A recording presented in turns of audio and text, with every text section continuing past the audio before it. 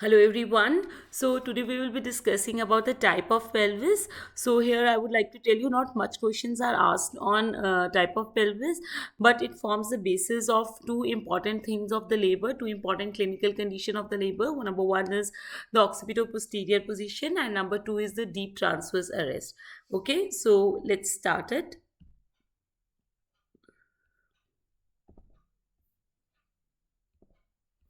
So let's first of all, as a routine, first see what all question comes from this topic. So again, they have put us in a clinical situation.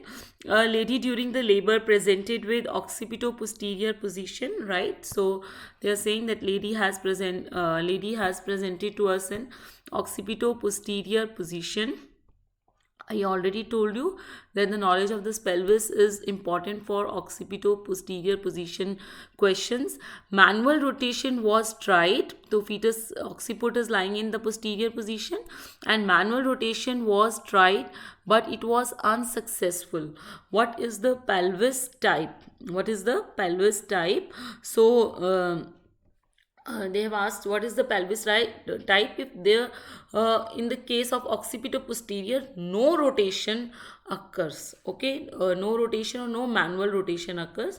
Let's see the next question. The question was pelvis associated with persistent occipito-posterior, or you can say the direct occipito-posterior position is. So with these two positions, persistent occipito-posterior and direct occipito-posterior position, what is the pelvis associated? So here I would like to tell you, you all have studied about the occipito-posterior. What does this word persistent or direct means, that we are going to see in our content. Okay, so let's move.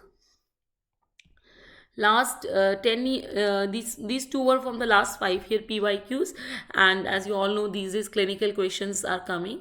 And the last 10-year pyqs includes type of the pelvis most commonly associated with DTA, deep transverse arrest. Anterior posterior diameter is maximum, or the anterior posterior diameter is more than transverse diameter in which type of pelvis. The type of pelvis associated with phase to pubis delivery. Okay, so let's study all these things in detail. So these are the four type of pelvis which we usually have. Okay, and we have classified these types into four type on the basis of their inlet shape. Okay, on the basis of the shape of the inlet. Okay, shape of the inlet. So most common is the gynecoid pelvis, and because this is the most common, we have named it gynecoid or female pelvis, and it is almost round in shape. Okay, so what do you mean by round? That the anterior posterior diameter, this is the anterior posterior diameter, the anterior posterior diameter is approximately equal to the transverse diameter. As this is not a perfect circle, so we are using the word anterior posterior diameter is approximately equal to the transverse diameter. The next type of the pelvis is the anthropoid pelvis, and it is a oval in shape, and as you all know, oval is lengthy on one side and small on the other side. That is what is oval shape: lengthy on one side and small on the other side. So this anthropoid pelvis is oval in shape, and the lengthy side is the anterior posterior side. Okay, how you will remember that the lengthy side is anterior posterior? So see here, first the word are anterior, and next word is P, and next is O. So anterior posterior oval. So you can see here the anterior posterior diameter is more, and the transverse diameter is less. So anterior posterior diameter is more than transverse diameter. As you will see down that not like this situation is not in any other pelvis. So that is why this question is asked, that the anterior posterior diameter is more than transverse diameter in which type of pelvis. So in that all these conditions you have to mark the answer anthropoid. I have told you mnemonic anthropoid itself contains its mnemonic APO, right? Then only these two type of pelvis are common, that is most commonly we encounter in our clinical practice. So that is why most of the question come on gynecoid pelvis, because gynecoid pelvis is a round pelvis. So usually perfect normal delivery without any delay occurs in this pelvis, so it is ideal for the normal delivery. Gynecoid pelvis or the round shaped pelvis, it is most common and it is ideal for the normal delivery. In ops usually the conditions are like this. The conditions which are most common, they are in the favor of the normal delivery. For example, cephalic presentation is most common, it is in the favor of the normal delivery. The vertex presenting part is most common, it is in the favor of the normal delivery. Okay, so what all the things are common in ops are in the favor of the normal delivery. So here also gynecoid pelvis is the most common, so it is in the most favorable pelvis for the normal delivery. Okay, let's study the other type of pelvis also. The third type of pelvis is the, so as I already told you, first focus on these two pelvis, anthropoid and the gynecoid. Then if you have completed this, all the point about this, then go on android and platyploid. Another is the android type pelvis. This is also known as male pelvis. Okay, it is heart shaped. Okay, and what do we mean by what do we mean that it is heart shaped? Here basically we want to mean that this is posterior side and this is interior side. Okay, this is sacrum and this is here in the front it is pubis symphysis. So this four pelvis is very narrow. See, it is very narrow, less space is there, and the posterior pelvis as compared to it is broad. So what do we mean by saying four heart shaped pelvis? This that the four pelvis is narrow. Anterior pelvis or the interior part of the pelvis is narrow. Okay, and the posterior part of the pelvis is broad. Okay, so here again the anterior posterior diameter, as you can see that the anterior posterior diameter is again,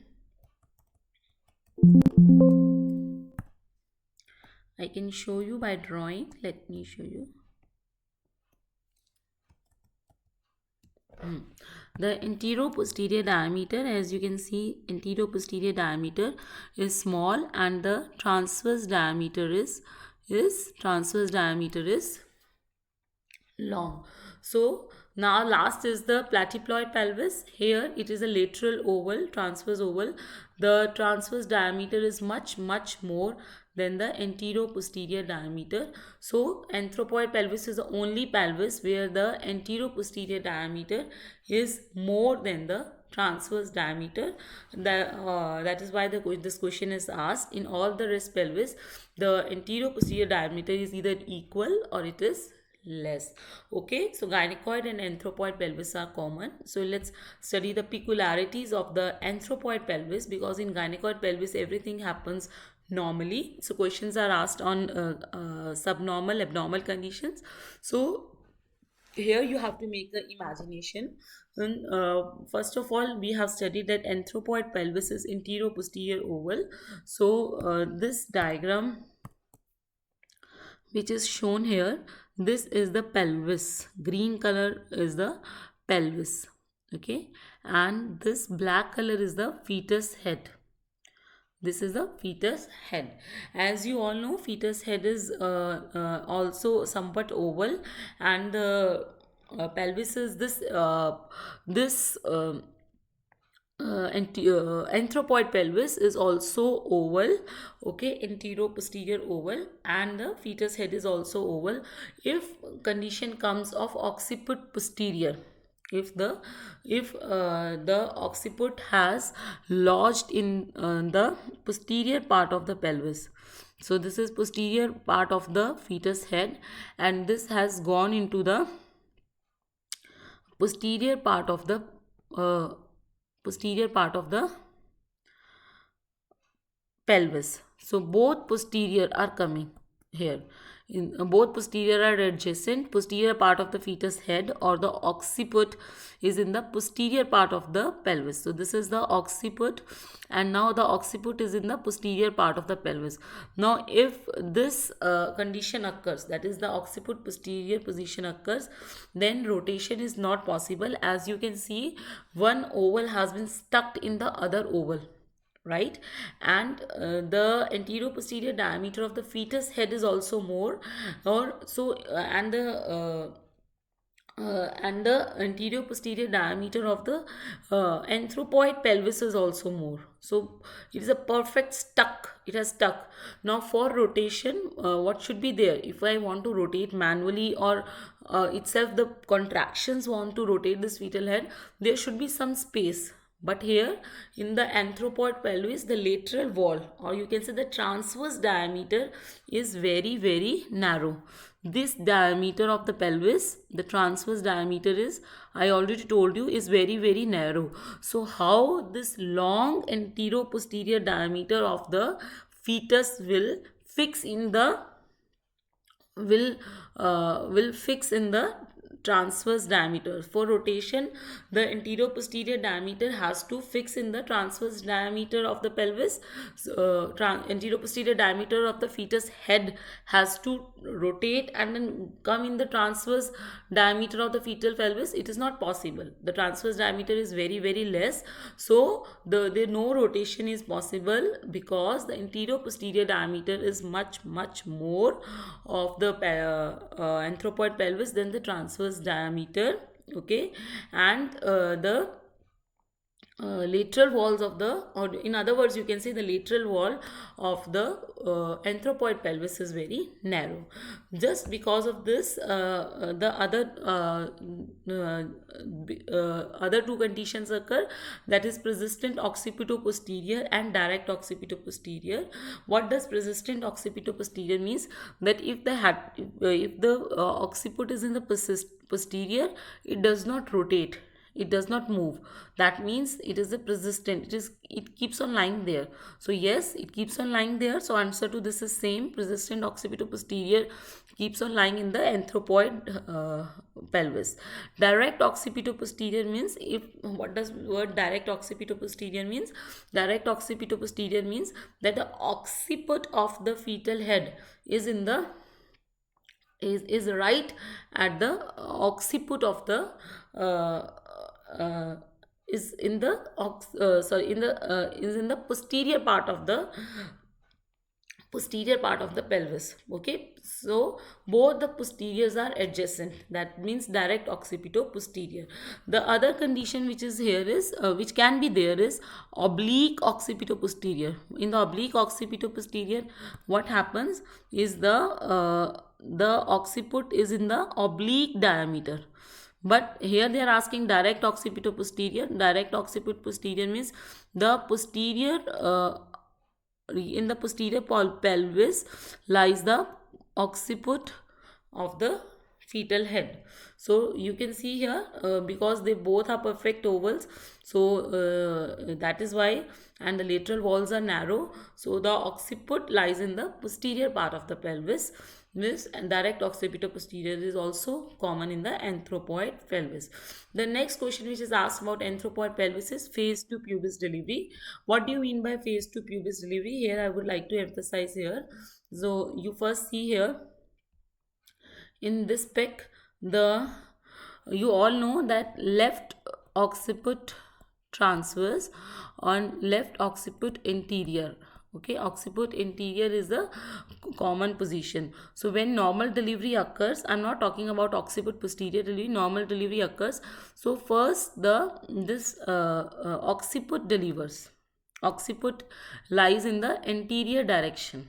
Occiput lies in the interior direction. Occiput lies in the interior direction. When what is phase 2 pubis delivery? Phase 2 pubis, this is the phase 2 pubis delivery, and it means that the when delivery occurs in the interior, where there is pubis, that is interior, comes the phase. Okay, comes the phase, not the occiput. Okay, so phase 2 pubis delivery will occur if the occiput of the fetal head has stuck into the posterior part of the pelvis and no rotation occurs. So phase 2 pubis delivery occurs in the anthropoid pelvis. Okay, next is the android pelvis. So android pelvis is the most common cause of occipito-posterior position.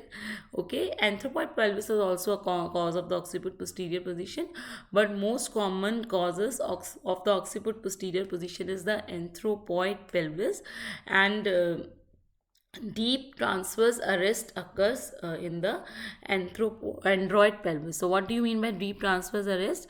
As I already told you that it is the heart shaped.